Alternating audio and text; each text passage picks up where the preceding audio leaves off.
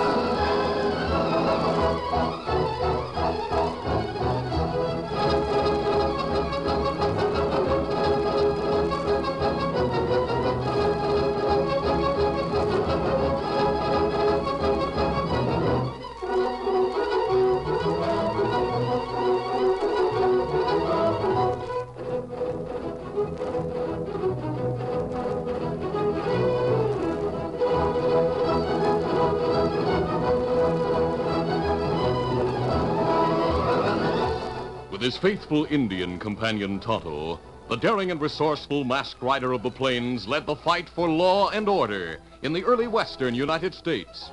Nowhere in the pages of history can one find a greater champion of justice. Return with us now to those thrilling days of yesteryear. From out of the past come the thundering hoofbeats of the great horse Silver. The Lone Ranger rides again. Come on, Silver. Let's go, big fellow. Hi-yo, Silver! Hi!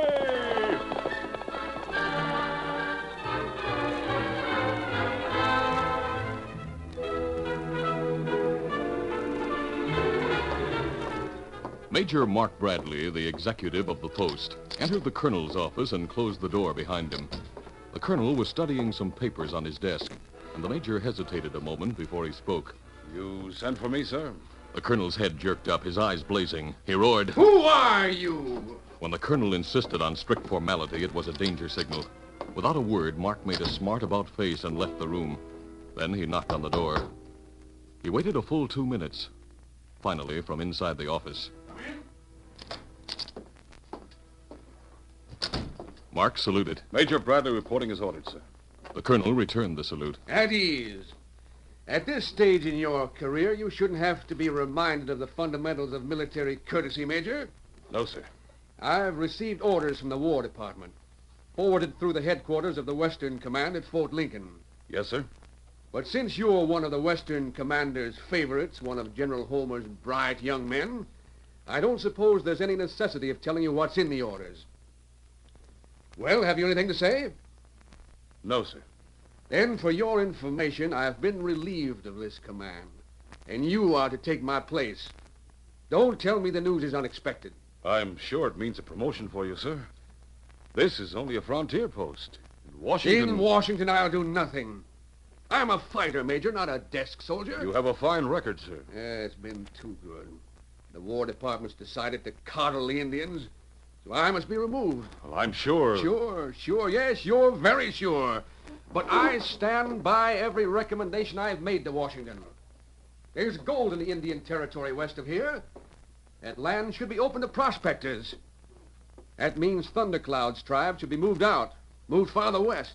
Into the mountains? And why not? Well, we have a treaty with Thundercloud. I say write a new one. Thundercloud wants peace. But he'll fight before he consents to give up the land that's rightfully his. Let him fight. If I were in command here, he'd be beaten. There's no getting away from Washington's directive, sir. Settlers are to be kept out of the Indian Territory. And you intend to follow the directive? There's no choice. There might have been. I don't understand. Oh, yes, you do. I've been hoping for just one incident. One case in which settlers are attacked by the Indians. Then I'd have shown them. I can't believe you'd want another Indian war, sir. A good soldier never avoids a fight, Major. The Army's mission is to preserve the peace. Preserve it, then. Truckle to the savages. Play safe. To be fair... All right, all right. The Western commander's won. He's rid of me. But it will take at least a week to make an inventory of all the public property in the fort, and I shall retain command until it's completed. Yes, who is it? Sergeant Major, sir. Come in. Sir, I've just been down to the stables. Found Corporal Kane of Company C loading rifles and ammunition into a freighter's wagon. Said he was acting under orders.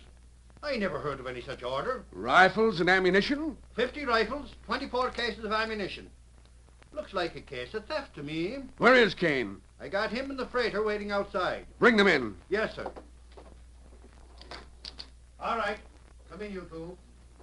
Colonel, I don't know what this is all about. He's the freighter, named Zach Torrance. Brought a load of flour in late this afternoon. That's right, and the cook gave me supper. I was just getting ready to leave when this soldier said he had a job for me. Transport some guns and ammunition to Chief Thundercloud. To Thundercloud? Ask him. What's the meaning of this, soldier? I was acting under orders, sir. Whose orders? Your company commander's? Well, no, sir. The order came directly from Major Bradley, sir. Oh, is that so? It isn't true, Colonel. Major, I have it in writing right here. This will be your authority to ship 50 rifles and 24 cases of ammunition to Chief Thundercloud in the Indian Territory. Let me see that paper. Oh, yes, sir. I didn't write that, Colonel. Yeah, it seems to be in your handwriting. It's your signature. May I see it? Yes, yes. Well? It does seem to be my handwriting. But I didn't write it, Colonel. This is a forgery. Indeed. Well, Major, Out with it, soldier. What's your story? I was only following orders, sir. I've been working in the ordnance warehouse. Major Bradley came in there this morning. Said that according to the treaty with Thundercloud, we had to supply him with firearms. The man's lying. Go on. I don't know anything about the treaty, of course. Tell me exactly what Major Bradley said. Well, sir, he said I was to break out 50 rifles and 24 cases of ammunition and hire the first freighter who came in to take them to Chief Thundercloud.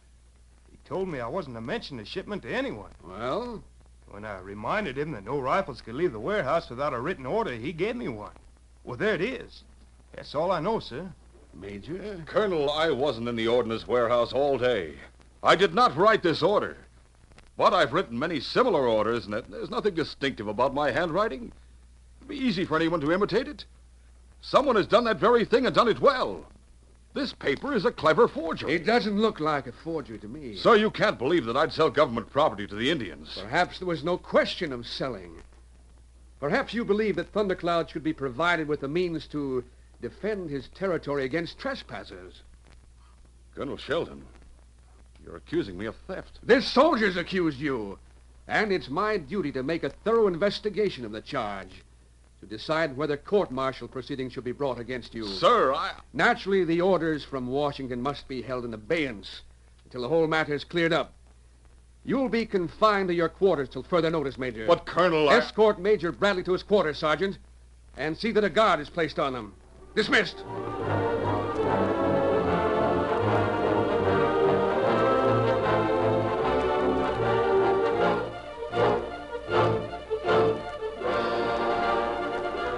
On the following day, the news of the Major's arrest spread through Rocky Ridge, the closest town to the fort.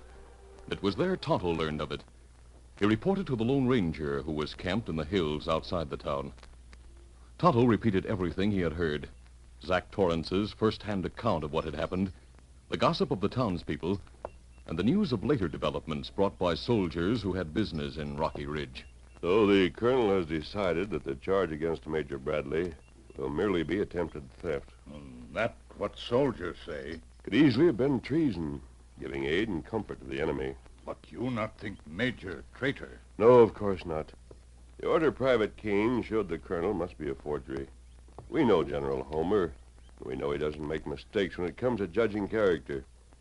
I have every confidence in Major Bradley's integrity. What we must find out is who wants to ruin his reputation. Colonel not want to give up command of fort. But the colonel's a good soldier. He wouldn't stoop to manufacturing evidence against a subordinate. No. Maybe Torrance, Kane, try steal rifles. Put blame on Major. when them get caught. Well, they were certain to be caught. They had no chance of getting those rifles outside the fort. They expected to be caught, Tonto. Maybe so. Yes, this is a plot against the Major. Torrance and Kane are obviously small fry, hired by someone else. The question is, who? Well, me follow Torrance when him leave Capet in town.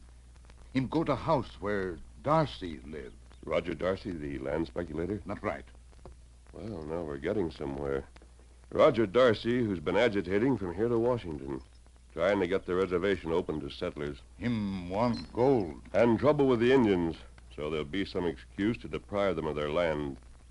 He knows there'd be no chance of that with Bradley commanding the fort and standing up for the Indians' rights. No one could be more interested in discrediting the Major. From now on, we'll keep a close watch on Darcy, Tonto.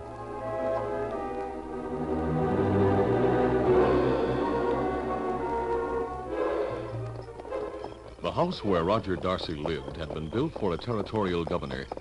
It was a large place surrounded by a wide veranda and a second-story balcony. That evening, the Lone Ranger and Tonto drew rein and dismounted in a grove of trees near the house. They were just in time to see two men entering the front door. One of those men is wearing a uniform, Tonto. Kimasabi, that Kane. And other fella, Zach Torrance. Together and visiting Roger Darcy. I'd like to hear what they have to say to him. Come on.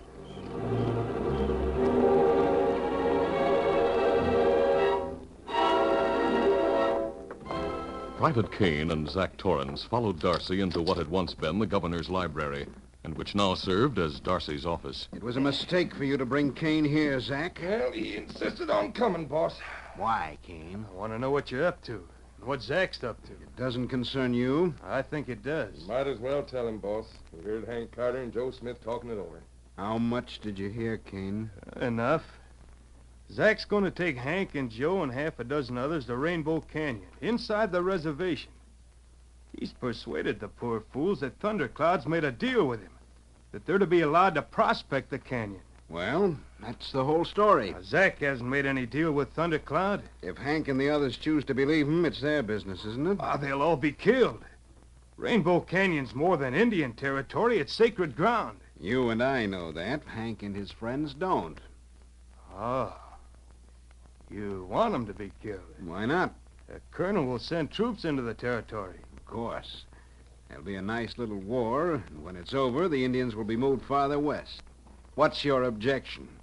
Pay me off now, and I won't object. Oh, no. Your work isn't finished until you testify against the Major at his court-martial. Now, listen, there's a lot of paperwork connected with a court-martial. And if the colonel decides to invade the territory before it's finished, there'll be no trial. Not until after your little war has been fought. What of it? I might have to hang around here for months. Were you planning to desert, Private Kane? You know I was. You'll have to postpone it. How would you like me to go to the colonel and tell him it was you who forged that order for the rifles and ammunition? Well, you wouldn't do anything like that. Oh, wouldn't I? And get yourself sent to jail as an accessory? I want my money now. You'll get your money when you've earned it, and I... What was that? What was what? I thought I heard footsteps upstairs. Ah, rats. We'll see. What are you so jumpy about, boss? You two might have been followed here. But how could anybody get inside the house? The door's barred. What's to stop anyone climbing up the balcony and getting in one of the upstairs windows? If some friend of the Major happened to hear what we've been talking about... Look, down the hall. Someone going through the window out to the balcony. Stop! There they are. Two men running for the woods. Stop them.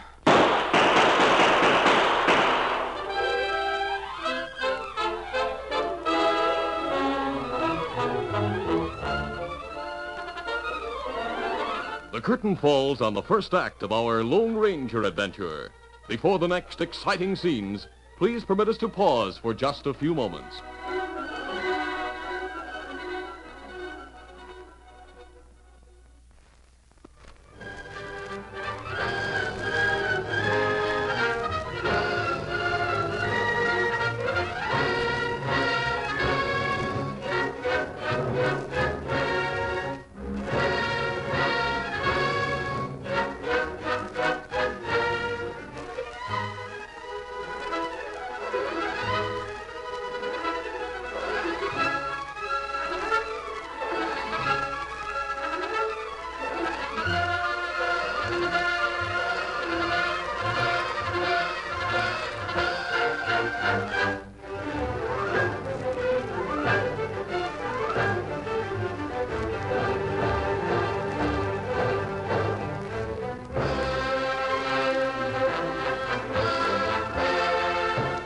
now to continue. It was on a dark night nearly a week later that Zach Torrance started into the Indian Territory with Hank Carter, Joe Smith, and 4 other men. It don't make sense, Zach, trying to follow a trail on a night like this. I know the way. Yeah, but if we have Thundercloud's permission, what's the matter with traveling by daylight? I promised him he'd get half the gold we mined. I also promised him that I'd keep the deal a secret.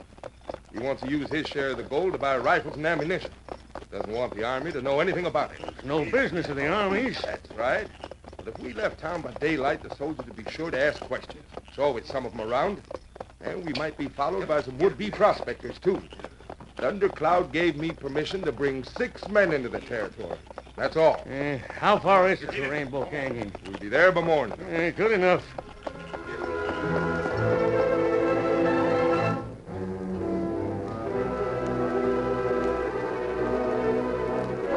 Zach was nervous all during that ride, and even more nervous the following day as the men made their camp in Rainbow Canyon. But there was no sign of Indians, and he breathed more freely as the shadows lengthened. As soon as it was completely dark, he slipped away from the camp. He walked his horse to the head of the canyon, and when he reached it, prepared to mount and hightail it out of the territory, leaving Hank and the others to their certain fate. But just as he placed his foot in the stirrup, a bullet kicked up the gravel in front of him. Hey! He whipped out his gun and fired in the direction from which the shot had come. His fire was returned, bullets spattering all around him. Then he realized there was no escape from the canyon. Steady, Philip. Get up! Come on! He mounted and raced back to the camp. He could see the miners standing around their campfire as he rounded a bend in the canyon. Their guns were ready for action, but in contrast to the previous night, there wasn't a cloud in the sky and the moon was full. Zach knew he would be recognized and didn't slacken his pace. Take it easy. It's only... Ho, ho, ho! Did you fire those shots? No, Indians. They were shooting at you? Yeah. Why? Why didn't you tell them who you were and that you had Thundercloud's permission to prospect the canyon? He's double-crossed us. He means to kill us all. Why, that dirty... There's only one thing we can do. Make a break for it. Get your horses, men. We'll fight our way out. Wait, not so fast. There's someone riding this way, a man on a white horse. Let him have it. No, you don't, Zach. Give me that gun. He isn't any Injun. He said he was a friend. He's wearing a mask. He's an outlaw. We're 7-1. He said he was a friend, and we'll give him a chance to prove it. Give me back my gun. I'll keep him covered with your gun. What's your business, stranger? I come from Chief Thundercloud. He's a renegade. Shoot him down. I'm no renegade. I'm a friend of the chief's. And if you want to save your lives, you'll listen to me. Thundercloud gave us permission to prospect here. What you mean by double-crossing us? It isn't the chief who's double-crossed you. Tell him, Zach. Tell him about the agreement you made. Yeah, he promised to let me bring men in here to dig for gold. He was to get half. You're lying, Zach. Lying? No, Hank. I swear he promised me. Are you ready to listen to me, men? Yeah. Very well. This canyon is sacred ground to the Indians. Thundercloud would never give anyone permission to prospect here. Zach knew that. He brought you here, and he intended to sneak away tonight to leave you to be killed by the Indians. That isn't true. He was trying to escape a few minutes ago, but the Indians stopped him at the head of the canyon. No. If you weren't trying to get away, what were you doing up there? I was only scouting around. It's a likely story. Go on, mister. What's behind all this? Why did he want us killed? Because he's working for a man named Roger Darcy. And Darcy wants to start another war. When the news of your death reached the fort, Darcy counted on the colonel sending his troops against Thundercloud. Now, look, mister, you said you were a friend of the chief's. Can't you explain to him that the only reason we're here is because we thought we had his permission? He knows that. Well, then we're free to go? On one condition. Well, name it. That you persuade Zach to tell the truth about Major Bradley. I don't understand. And that he sign his confession. Confession? Here, read it aloud.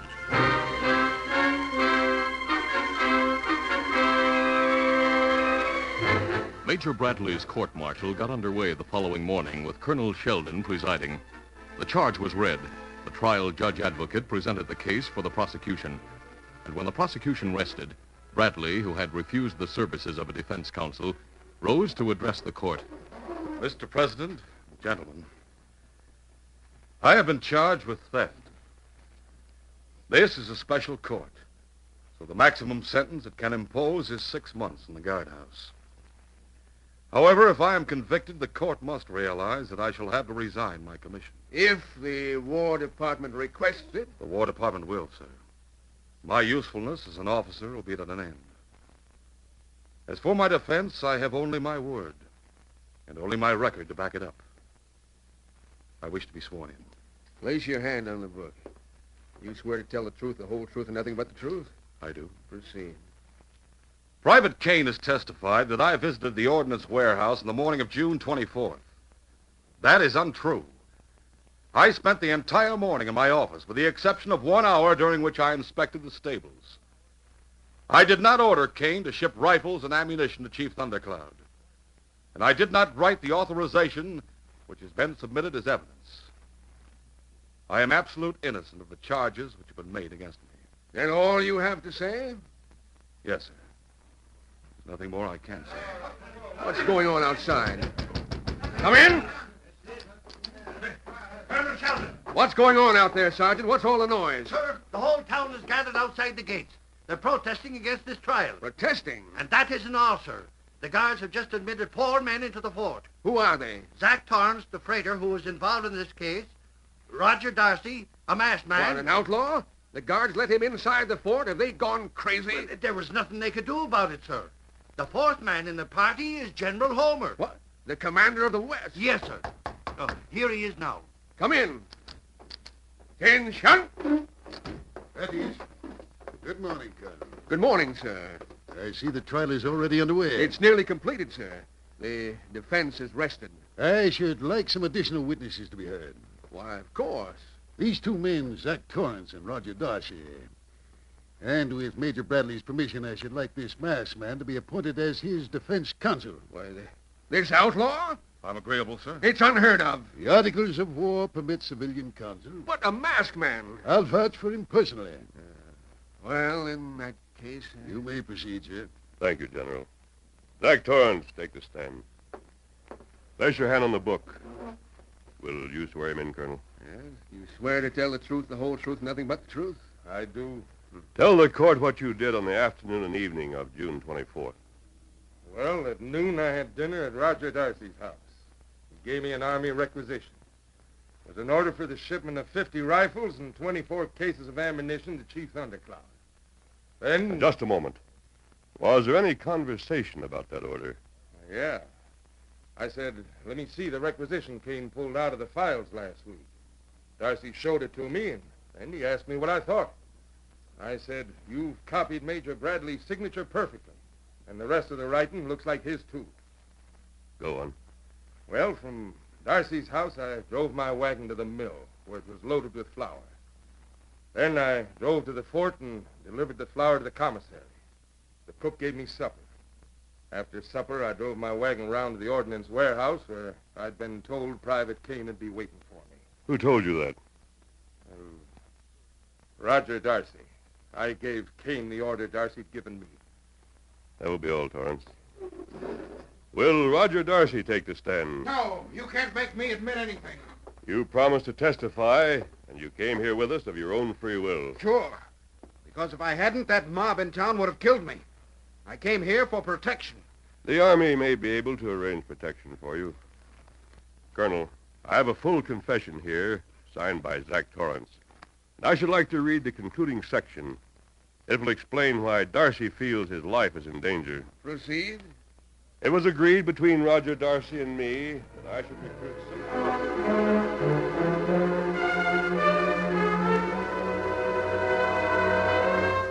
As the Lone Ranger read the confession which Zach Torrance had signed in Rainbow Canyon, exposing Darcy's plot to start an Indian war, the colonel's face grew stern, and his lips were compressed into a grim line. Then, just as the masked man finished reading, there was a scuffle near the door. Hold on there. What's the matter, Sergeant? Private Kane, trying to sneak out, sir. Arrest him. Yes, sir. You're under arrest, you spalpeen. So you want protection, Darcy. I demand it. Well, personally, I don't blame the townspeople for wanting to kill you. Nevertheless, We'll give you protection. Good. In the guardhouse. The guardhouse? And tomorrow you'll be taken under an armed guard to the state capitol. When the federal courts get through with you, it's my guess you'll have protection for the next 20 years. Sergeant. Yes, sir. Darcy, Torrance, and Private King to the guardhouse. Yes, sir. All right, go on. Come on. Major Bradley, Yes, sir. I'm dismissing the charge against you. Thank you, sir. And I apologize. That isn't necessary, Colonel. In view of the evidence against me... I should have questioned it from the beginning.